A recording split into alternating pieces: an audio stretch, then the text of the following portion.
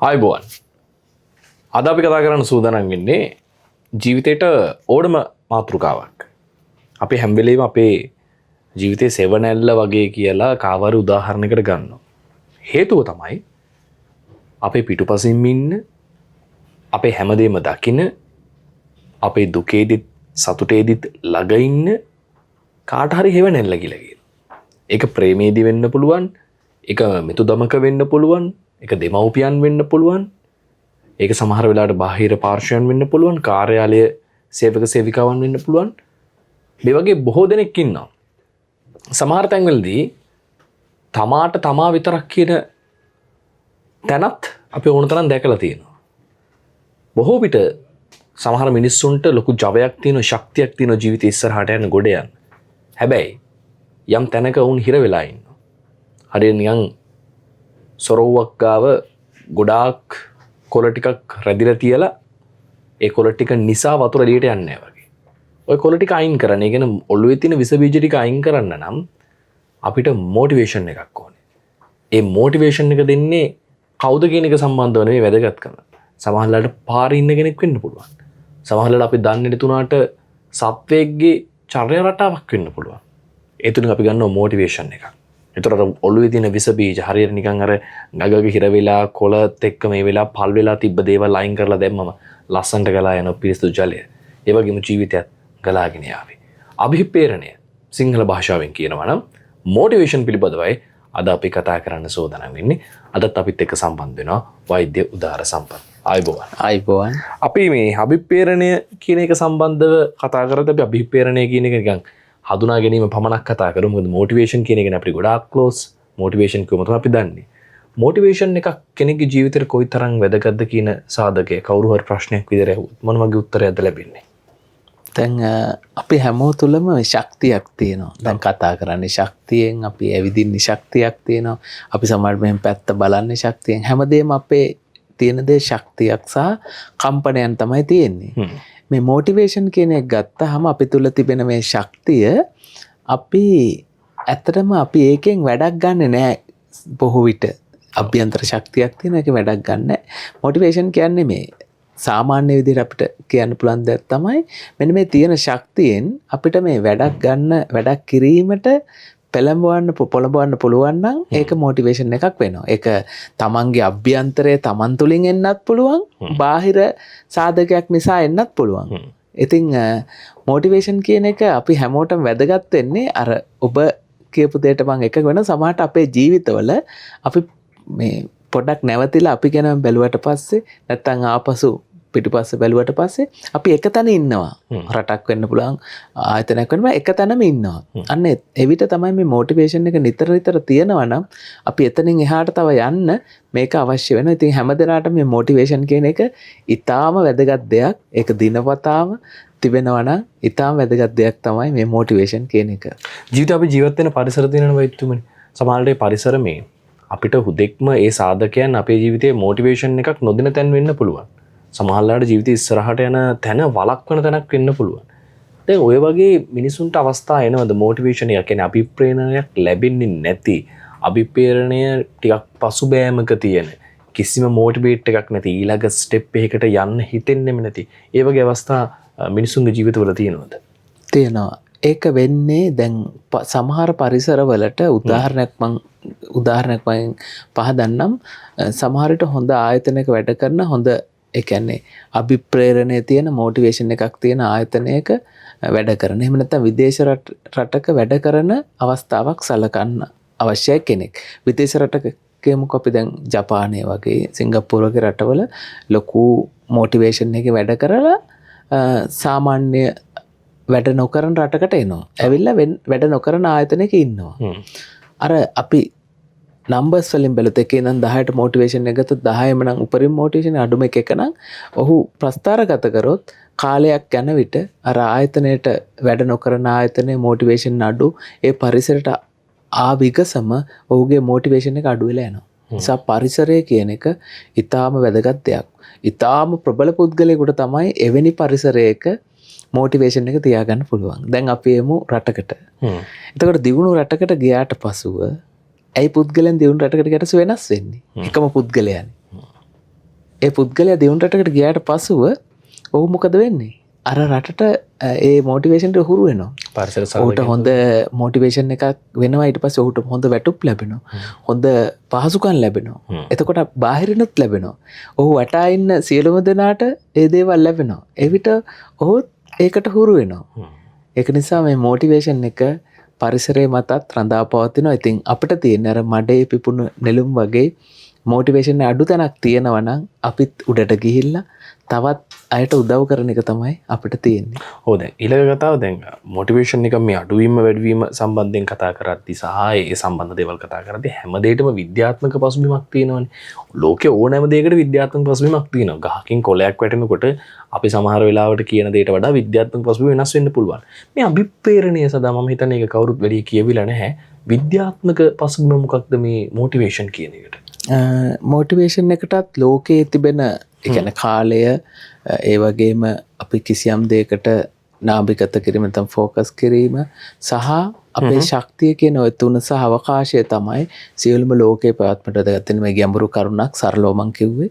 ඉතින් මොටිවේෂන් එකටත් මේක වැදගත් වෙනවා. විද්‍යාත්මකව ගත්තොත් අපිට නියුරෝ සයන්ස් කියලා කිව්වොත් ඒ කොටසට ගියත් අපේ මේක විශාල දෙයක් හෝමෝන ස්නායු සහ මාංශපේශි සියලුම දේවල් එකතුව තමයි මෙතන තියෙන්නේ. ඒතකොට විද්‍යාත්මකව ගත්තොත් මොටිවේෂන් එකට හේතු වෙන්නේ දැන් මොටිවේෂන් කියන එකේ අපි පිළිගන්න ඕන දෙයක් තමයි මේක ඉහළට ගිහිල්ලා අඩු වෙනවා. මේක තමයි දේ. දැන් අපි දැන් කවුරු හරි අපි කතා කරලා පරිසරයට ගිහලා මොටිවේට් කරලා යවුවට පස්සේ ටික දවසක් යනකොට මේක අඩු වෙනවා.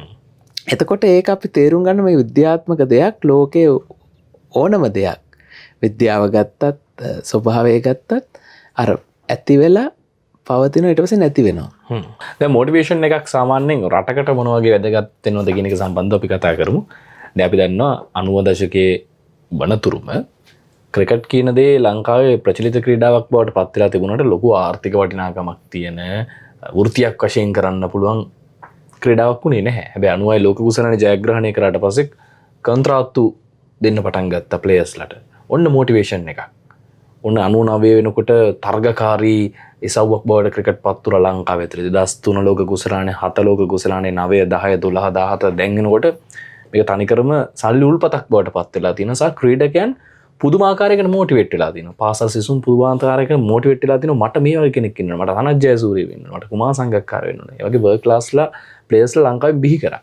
එතකොට රටකට මොන වගේ මොටිවේෂන් එකක්ද ලැබෙන්නේ? අපි හැමදාම නැත්තම් තුන්වන ලෝකයේ දියුණු වෙමින් පවතින රටක් විදිහට මේක වාචිකව අපිට කියලා අපිත් පාසල් කාලේ ඉඳලා මානසිකව වැටලා තින්නේ. ඇත්තටම අපිත් නිකන් අර උදාහරණයක් ගත්තොත් ඉතියෝපියා උගන්ඩා වගේ අපිටත් හිතෙනවා නිකන් අපිත් ඉන්නේ ඒ වගේ පසුබිමකද කියලා. රටකට මොටිවේෂන් එක කොච්චර වැදගත්ද? මොටිවේෂන් එක ගත්තාම බලපාන කරුණු තුනක් ප්‍රධාන වශයෙන් තියෙනවා. කරුණු ගන්නවක් අතර එකක් තමයි වැලියු කියන එක වටිනාකම. දැන් ඔබතුමාව මොටිවේට් කරන්න අවශ්‍ය නම් ඔබතුමාට වටිනාකමක් දෙන්න ඕන. වටිනාකම මූල්‍යමය වටිනාකමක් වෙන්න පුළුවන්. එහෙම නැත්නම් වෙනත් අගය කිරීමක් සහ නිසිතැන තිබීම වෙන්න පුළුවන්. රටකටත් වටිනාකමක් ලැබෙන ලෙස කටයුතු කරන විට මොටිවේෂන් එක එනවා. සහ දැන් මෙතන තියෙන අපි හඳුනාගත යුතු දේ තමයි දියුණු වුණු රටවල් වලට අර යන්න ලේසි. ඒ පරිසරය හැදිලා තියෙනවා. ඒ පුද්ගලයන්ට උපතින් මේ මොටිවේෂන් ලැබිලා තියෙනවා. ජපානය ගත්තොත්, සිංගප්පූරුව ගත්තොත්, යුරෝපේ රටවල් ගත්තොත් ඔවුන්ට මොටිවේෂන් හැදෙන සංස්කෘතියක් හැදිලා තියෙනවා. ඒක ඔවුන් හදපු එකක් නෙමෙයි. ඊට පෙර හදපු එක නිසා ඔවුන්ට පොඩි දෙයක් කරන්න තියෙන්නේ. ඒතර මේ වැලියු කියන එක ආයතනයක වෙන්න පුළුවන්, පුද්ගලෙක්ට වෙන්න පුළුවන්, රටකට වෙන්න පුළුවන් අවශ්‍යයි. ඒතර ලංකාවේ වටිනාකම් අපි හඳුනාගත්තොත් ලංකාව පිළිබඳ අපිට පුද්ගලයන් ඒ මොටිවේට් කරන්න පුළුවන් වෙනවා. ඒතර අපිට සමහරලාට අපේ වැලියුස් අපිට හඳුනා ගන්න බැරි වෙලා තියෙන වටිනාකම්. දැන් අපි මූල්‍යමය පැත්ත විතරක් අපි කල්පනා කරොත් ලංකාවේ ආර්ථික වශයෙන් අඩුවක් තියෙනවා. නමුත් ලංකාවේ නිදහස් ගෙවන ජීවිතය ගත් විට පරිසරය සහ මිනිසුන් අතර තියෙන සුහදතාවය, එකමුතු වීම, කරදරයක් වුණාම එකතු වෙන ආකාරය හුදකලා නොවන බව ගත්තාම මේ පැත්ත හිතුවොත් අපිට එතන මොටිවේෂන් එකක් ගන්න පුළුවන්. ඉතින් අර අපි කොහොම හරි හොඳ දෙයක් අල්ල ගන්න ඕන. ඒක තමයි අංක 1. දෙවැනි එක රටකට රිස්ක් කියන එක අවදානම කියන එක ආවොත් අපි මොටිවේට් වෙනවා. දැන් අපිට කැමැත්තෙන් හෝ අකමැත්තෙන් කිසියම් ලොකු අවදානමක්වත් මේක ඇමරිකා එක්සත් ජනපදයේ යොදා ගන්නවා, බොහෝ රටවල යොදා ගන්නවා. ඔවුන් පෙන්නනවා මේ අපිට රිස්ක් එකක් තියෙනවා කියලා. ඒ රිස්ක් එක නිසාම ඔවුන් වැඩිපුර වැඩ කරනවා. වැඩිපුර මේ ශක්තිමත් වෙන ආරක්ෂාව පිළිබඳ ඔවුන් හැමදාම බයක් තියෙනවා. මේ රිස්ක් එක ආවත් අපි නැත්තම් අවදානමක් ආවොත් අපි මොටිවේට් වෙනවා. දැන් අපේ රට ගත්තත්, ගෙදරක් ගත්තත් අපිට අපි වැඩ කරන ස්ථානයක් ගත්තත් අපිට රිස්ක් එකක් දැන්නොත් අපි ඒකත් තරක විදිහට මොටිවේට් වෙනවා. දැන් අපි කවුරුවත් කැමති නැහැ පරාද වෙන්න. එතකොට අනිත් එක හැමෝම අභිමානයට කැමතියි. එතකොට මොටිවේෂන් එකට අර සැඟවුණු කරුණක් අපේ ජීවිතවලත් අපි දැන් විභාගයක් කරන විට අපි අසමත් වෙන්න කැමති නැහැ. ඒ නිසා අපි ඒක රිස්ක් එකක් නිසා අපි මොටිවේට් වෙනවා. අකමැත්තෙන් හෝ කැමැත්තෙන්. ඊගාව එක තමයි තුන්වෙනි එක පේන් එක. දැන් ලෝකයේ දියුණුණු බොහෝ පුද්ගලයන් ගත්තහම ඔවුන් මේ ආරම්භය එහෙම සුන්දර එහෙම එකක් නෙමෙයි. දියුණු ඉහළටම ගියයි. ඔවුන්ට තිබිලා තියෙන වේදනාවක්. දැන් ওই වේදනාව ඇති වුණොත් පුද්ගලයන්ට රටක් වෙනස් කරන්න ඕන, ලෝකයක් වෙනස් කරන්න ඕන කියලා ඒක හොඳ පැත්තට හරව ගන්න පුළුවන්. දැන් තමන්ගේ අම්මයි තාත්තයි ගොඩක් දුකෙන් නම් ඉන්නේ, තමන්ට කන්න නැත්තම් ඉගෙන ගන්න අපහසු නම් ඕක එක පුද්ගලෙක් තේරුම් ගන්න පුළුවන් මේක අපිට වේදනාවක්. නිසා අම්මා තාත්තා සතුටෙන් තියන්න මං ගොඩක් වැඩ කරනවා මහන්සි වෙනවා කියලා ඒ පැත්තට ගන්න පුළුවන්. තවත් කෙනෙක් මේක ඒකට විරුද්ධව බැන යටට යන්නත් පුළුවන්, නරක දේවල්ට ඇබ්බැහි වෙන්න පුළුවන්. රටක් ගත්තත් දැන් අපි මේ වෙලාවේ අපි වේදනාවක ඉන්නවා. පසුගිය ගම් වතුර සමය වෙන්න පුළුවන්, අපේ ජීවිත අපේ ආදරණීය ජනතාවගේ ජීවිත දහස් ගණක් විනාශ වෙලා අපි වේදනාවක් ඉන්නවා. මේ වේදනාව ඔබතුමා දකින්න නැති මොටිවේෂන් එකකට හේතු වුණා අපි හැම දෙනාගේම. එකතු වුණා, දකුණු පළාතෙන් බෝට්ටු අරගෙන ගියා. අපි එතන වේදනාව තමයි දැක්. එතකොට අපි තුනක් කිව්වා මේක ජීවිතේ නිතරම අපි බලන්න ඕන. අපිට වටිනාකමක් දෙනවා නම් අපි මොටිවේට් වෙනවා. එහෙම නැත්නම් අපිට රිස්ක් එකක් තියෙනවා අපි මොටිවේට් වෙනවා. අපි අවදානමත් වෙනවා. එහෙම නැත්නම් වේදනාවක් වෙනවා මොටිවේට් වෙනවා. ඔය තුන නිතරම තමන්ගේ ජීවිතවලට ගලපගත්තොත් තමන් ඉන්න තැනින් ඉහළට යන්න පුළුවන්. ඇයි අපි දැන් වැඩ කරන්නේ? ඇයි මම වැඩ කරන්නේ? අපිට රිස්ක් එකක් තියෙනවා. වැඩ නොකරොත් අපිට ගොඩක් දේවල් නැති වෙලා යන්න පුළුවන්. ඒ වගේම අපිට වේදනාවක් තියෙන්න ඕන. තමන් කාලා බීලා ඉන්න එක විතරක් නෙමෙයි, තමන්ගේ වටපිට සහෝදර ජනතාව ගැන වේදනාවක් දුකක් ආවොත්, පවුල් වල අය ගැන ආවොත් අපිට වේදනාවක් ආවොත් අපි ඔවුන් වෙනුවෙන් වැඩ කරනවා.